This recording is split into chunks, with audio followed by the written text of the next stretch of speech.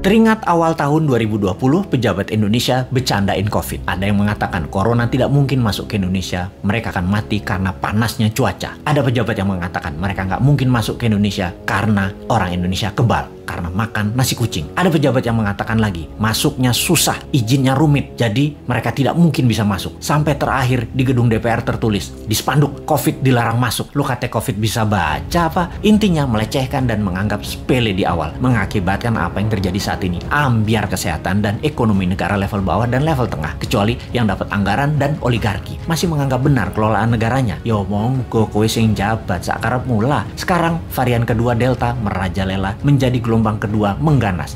Mulai disalahkan rakyatnya nggak kuat sama PPKM aja mengeluh, apalagi di lockdown. Nah kok ngene sih sampean bernegaranya, Cak? Kok nuduh rakyat? Bentar, jangan-jangan kalau di lockdown 100% dengan darurat militer plus dikasih cuan selama 14 hari langsung reda COVID-nya ketimbang di PPKM kan, dimana 80% manusia masih pada ngider bingung sih tepatnya. COVID jadi tetap merajalela karena ikut bergerak juga mengikuti cangkangnya. Sudahlah, pokoknya nggak ada lockdown, adanya PSBB, lalu PPKM, lalu nanti muncul singkatan baru dan apalagi strateginya, ya terserah. Lalu sibuk vaksin sana sini, tahu-tahu ada strain mutasi baru, Lambda, jreng, kaget lagi. Dimana Lambda ini katanya anti vaksin, kebal vaksin. Apa sih sebenarnya yang terjadi? Vaksin sama virus kok pinter-pinteran begini, sakti-saktian, punya jurus di atas jurus. Karena bernegaranya punya gaya sendiri, nggak mau denger ilmu selain ilmu orang di sekitar istana, maka ya nggak apa-apa kita nggak dianggap, walaupun kita selalu memberi solusi melalui sosmed. Kita ingatkan versi lain, pernah kita berikan solusi pakai gelang hijau, fokus di daerah hijau,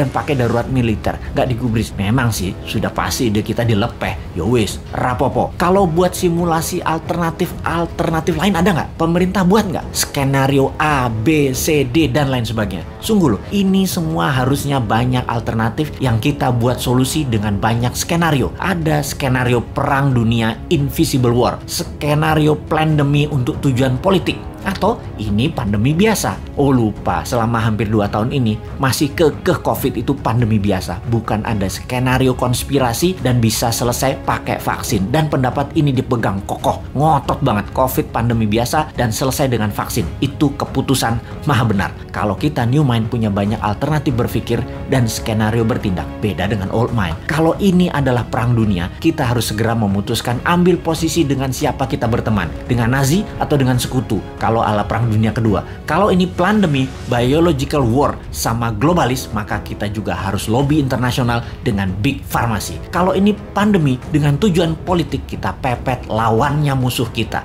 Ini dari sisi hulu, dari biang masalahnya. Kalau dari sudut pandemi globalis yang terus menginginkan kendali kesehatan, maka apa yang terjadi kalau vaksin sudah 100% populasi di Indonesia, ternyata pandemi COVID tidak hilang juga. Beli vaksin lagi. Lama hal ini sudah kita pertanyakan, namun pejabat bilang tidak mungkin, pasti hilang dengan vaksin. Iya, paham. Kalau tidak selesai, ya nggak dijawab. Lalu yang dia bilang adalah, lo ngeyel sih. Oke, kalau New Mind bagaimana? Punya skenario lah kalau New Mind. Skenario kalau COVID tidak bisa selesai oleh vaksin. Cara berhitungnya sederhana. Kalau terpapar 20.000 per hari, maka sebulan 600.000. Setahun 7 jutaan. Saat ini 3,5 jutaan. Alias total sampai akhir tahun 2022 bisa mencapai 15 jutaan. Dan ini baru memapar 5-10% populasi. Dimana kalau ternyata vaksin tidak menyelesaikan penyebaran COVID, maka 7 tahun COVID baru hilang dari bumi Nusantara. Karena untuk herd imunitas harus 70% tercapai.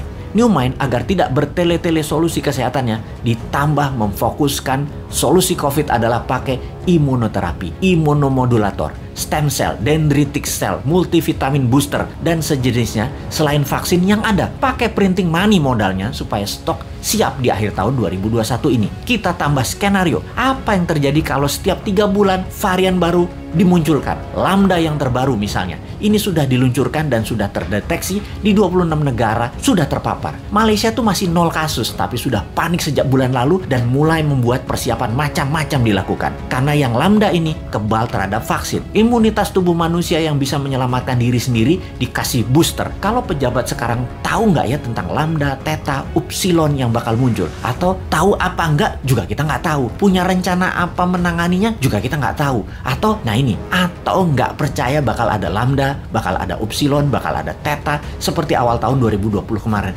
Ya monggo. Jadi kalau vaksin tidak menyelesaikan masalah ditambah varian baru baru yang lebih kuat muncul. Mau PPKM karet berapa lagi? Karet 4 seperti sekarang aja jebol. Kalau karet 10 pedes banget ya. Masih belum nyadar juga ya bahwa solusi selama 2 tahun ini belum terlalu tepat. Setidak tepat selalu berhutangnya untuk hal yang tidak produktif di dalam bernegara. Ayolah melobi globalis. Bisa kan ngerti? Cuma nanya, jangan marah dong bos. Aku ya ora paham. Cuman kasihan rakyat aja.